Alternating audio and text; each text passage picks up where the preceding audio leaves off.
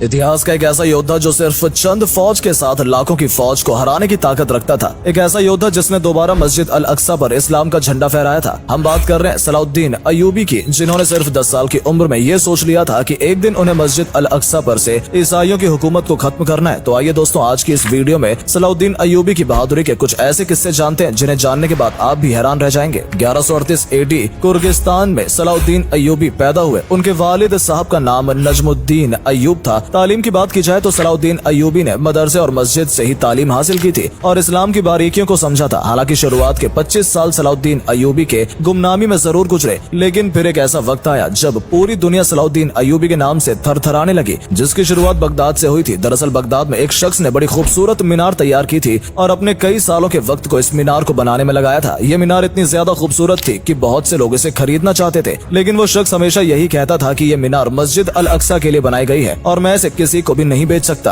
हालांकि लोग उससे ये भी कहते थे कि मस्जिद अक्सा पर तो ईसाइयों का कब्जा है, तो तुम वहाँ मीनार कैसे लगाओगे? जिसके जवाब में वो यही कहता था कि कभी तो कोई अल्लाह का बंदा आएगा जो मस्जिद अल अक्सा से ईसाइयों की हुकूमत को खत्म करेगा। ये कहानी इतनी ज्यादा मशहूर थी कि हर जगह लोग इस कहानी को सुनाने लग गए। लेकिन जब एक 10 साल के बच्चे ने इस कहानी को पहली बार सुना तो उसने सबसे पहले मीनार बनाने वाले उस शख्स की उम्मीदों को और जज्बे को सलाम किया और इस वजह से उस बच्चे ने सिर्फ 10 साल की उम्र में ये ठान लिया कि एक दिन वो मस्जिद अल अक्सा पर से ईसाइयों की हुकूमत पर पूरी तरह से लगाम लगा देगा। ये बच्चा कोई और नहीं बल्कि सलाउद्दीन अय्यूब ही था। जब सलाउद्दीन अय्यूब की उम्र 25 साल हुई तो उन्हें मिस्र को फतह करने वाली फौज का हिस्सा बनाया गया, जिसके सिपह सलार उनके चचा शेर कोह थे। इस लड़ाई में उन्हें जीत हासिल हुई और सलाउद्दीन अय्यूबी को मिस्र का हकीम बना दिया गया। हालांकि जब सलाउद्दीन अय्यूबी के चचा का इंतकाल हो गया तो उसके बाद सलाउद्दीन अय्यूबी ने ही उनकी जगह ले ली और यहीं से सलाउद्दीन अय्यूबी की दास्तां शुरू हुई, जब उन्होंने 1570 ईस्वी में यमन और उसके आसपास के इलाकों पर भी फतह हासिल कर ली। लेकिन सलाउद्दीन अपना मकसद हरगिज नहीं भूले थे।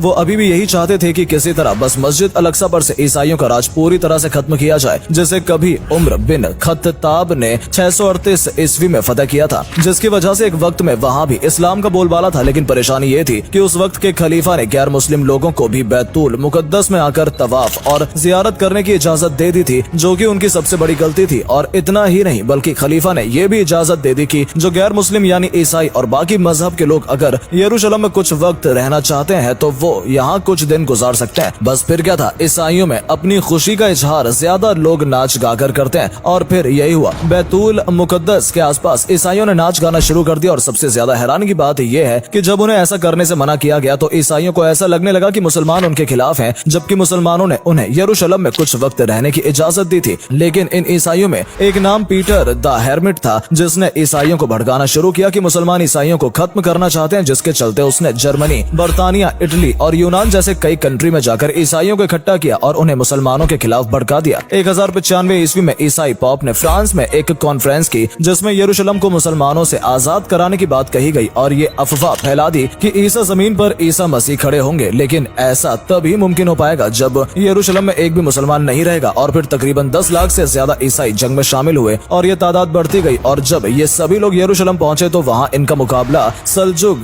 रियासत के साथ हुआ, जिन्होंने तकरीबन 40 दिन तक ईसाइयों को मुंहतोड़ जवाब दिया। लेकिन ईसाई तादाद में इतने ज्यादा थे कि सल्जुक रियासत भी उनका मुकाबला नहीं कर सकी, जिसके बाद उन्होंने हथियार डाल दिए और इस पूरी जंग में तकरीबन 60,000 से ज्यादा मुसलमान को मारा गया। और यरूशलेम के अलावा फिलिस्तीन जैसी जगहों पर भी ईसाइयों ने अपना कब्जा जमा लिया। ईसाई इस कदर खून के प्यासे हो गए थे कि उन्होंने मुसलमान को घर से निकाल कर मौत के हवाले किया। लेकिन वो कहते हैं ना कि जब जुल्म बहुत ज्यादा बढ़ जाता है तो ये निशानी होती है कि अब उसका वक्त खत्म होने वाला है, क्योंकि अब वक्त शुरू होने वाला था सलाउद्दीन अय्यूबी का। दरअसल 1186 ईस्वी में ईसाई मक्का पर कब्जा करने गए, क्योंकि अब उनके इरादे और भी बुलंद हो गए थे और उन्हें ऐसा लगने लगा था कि मुसलमानों को खत्म करना बहुत आसान है। लेकिन उन्हें इस बात का अंदाजा नहीं था कि इस बार उनका मुकाबला सलाउद्दीन अय्यूबी से होने वाला था, जिनके साथ फौज तो ज्यादा नहीं थी। लेकिन जब उन्होंने ईसाइयों के काफिलों पर हमला करना शुरू किया तो तकरीबन 30,000 से ज्यादा ईसाइयों को मार गिराया और करीबन 30,000 से ही ज्यादा ईसाइयों को अपने कब्जे में ले लिया। और इस जंग में सलाउद्दीन अय्यूबी को जीत हासिल हुई और उनका नाम पूरी दुनिया में पहचाना जाने लगा। वहीं जंग हारने के बाद ईसाई आग बबूला हो गए थे और उन्होंने इटली, जर्मनी और फ्रांस जैसी कंट्री की फौज को अपने साथ शामिल कर लिया और ये तादाद 6 लाख से भी ज्यादा हो गई। और इस 6 लाख फौज का सलाउद्दीन अय्यूबी के साथ मुकाबला हुआ और तकरीबन 12 बार एक दूसरे से लड़ने के बाद सलाउद्दीन अय्यूबी खुद पीछे हट गए, क्योंकि सामने 6 लाख की फौज थी और सलाउद्दीन अय्यूबी के साथ सिर्फ चंद ही फौज थी। लेकिन सलाउद्दीन अय्यूबी को ये बात पता थी कि ईसाई अब यहाँ से बैतुल मुकद्दस की तरफ बढ़ेंगे, जिसके बाद उन्होंने वहाँ पर अपनी फौज तैयार करनी शुरू कर दी और फिर 1190 में बैतुल मुकद्दस के पास फिर से हमला किया। लेकिन इस बार सलाउद्दीन अय्यूबी भी पूरी तरह तैयार थे और चंद फौज के साथ ही सलाउद्दीन अय्यूबी ने ईसाइयों की 6 लाख से ज्यादा फौज को घुटने टेक कर मजबूर कर दिया। और बहुत देर तक जंग लड़ने के बाद जब ईसाइयों को ऐसा लगने लगा कि सलाउद्दीन अय्यूबी से जीत हासिल करना नामुमकिन है, तो उन्होंने सुलह करना बेहतर समझा और इस तरह से सलाउद्दीन अय्यूबी ने अपना वो मकसद भी पूरा किया जिसका ख्वाब वो बचपन से देखते आ रहे थे। दोस्तों, ये थी सलाउद्दीन अय्यूबी की कहानी, जिन्हें बहुत कम उम्र में ही समझ में आ गया था कि अल्लाह ने उन्हें क्यों भेजा है और उनका मकसद क्या है, जिसे उन्होंने बखूबी पूरा भी किया। हालांकि सलाउद्दीन अय्यूबी ने जब ईसाइयों पर जीत हासिल की थी तो उन्होंने ना तो किसी भी तरह की लूटपाट ईसाइयों से की और ना ही किसी बेगुनाह ईसाई की जान ली, बल्कि सभी लोगों को वापस जाने का वक्त दिया और बताया ये भी जाता है कि जब ईसाइयों की फौज के सरदार रिचर्ड से सलाउद्दीन अय्यूबी का मुकाबला हुआ था तो उनकी एक तलवार के वार से रिचर्ड का घोड़ा गिर गया था और उसके बाद सलाउद्दीन अय्यूबी ने उनका वहीं कत्ल करने की जगह उन्हें दोबारा घोड़े पर सवार होने की मोहलत दी। और शायद यही वजह भी है कि सलाउद्दीन अय्यूबी का किरदार ही ऐसा था कि जो पहले उनके दुश्मन हुआ करते थे वो भी उनके दोस्त बनने की ख्वाहिश रखने लगे। लेकिन सलाउद्दीन अय्यूबी ने अपनी पूरी जिंदगी बहुत सादगी के साथ गुजारी और कहा जाता है कि 56 साल की उम्र में जब उन्होंने इस दुनिया से विदा ली तो उनके पास ना तो कोई जायदाद थी और ना ही ज्यादा पैसा था। यानी सलाउद्दीन अय्यूबी ने अपनी पूरी जिंदगी बस अल्लाह की राह पर चलने में गुजार दी और इसके अलावा उन्होंने किसी और बात को अहमियत नहीं दी। तो फिलहाल वीडियो में सिर्फ इतना ही। अगर आपको ये वीडियो पसंद आई हो तो इसे अपने दोस्तों के साथ भी शेयर करें ताकि उन तक भी ये जानकारी पहुंच सके। और अगर आप इस वीडियो को फेसबुक पर देख रहे हैं तो हमारे फेसबुक पेज को भी जरूर फॉलो कर लें ताकि ऐसी वीडियो आप तक पहुंचती रहे। धन्यवाद।